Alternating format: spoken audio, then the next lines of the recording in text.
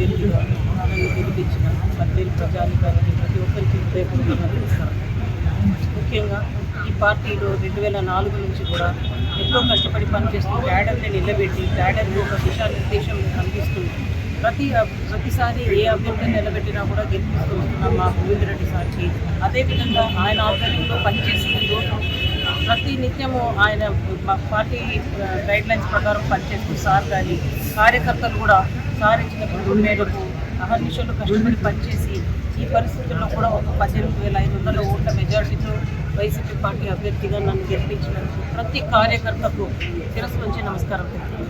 Jaganmohan Reddy sir ఆయన ఈ 5 ఏళ్ల కాలంలో ప్రతిసారి కూడా పద్వేల్కి ఎంతనో ఆయన అభివృద్ధి కానీ సంక్షేమం కానీ ప్రతి విషయంలో కూడా మా కాన్స్టిట్యున్సీకి ఎక్కువ అండదండగా ఉన్నారు. ఈరోజు ప్రజలు కూడా ఎందుకంటే సార్కి అండదండగా నిలవడం జరిగింది. అయితే రాబో రోజుల్లో కూడా కార్యకర్తలు కూడా అందరం కూడా గట్టిగా నిలబడతాం సార్ వెంట. మేము మళ్ళీ కష్టపడి పనిచేస్తాం. తిరిగి అధికారంలో వైసీపీ పార్టీని తీసుకొచ్చేదానికి ప్రతి ఒక్కరం కూడా గోవిందరెడ్డి సార్ ఆధ్వర్యంలో పనిచేసి మళ్ళీ కూడా అధికారంలోకి వచ్చే విధంగా మేమందరం కూడా పనిచేస్తాం ఈ సందర్భంగా తెలియదు.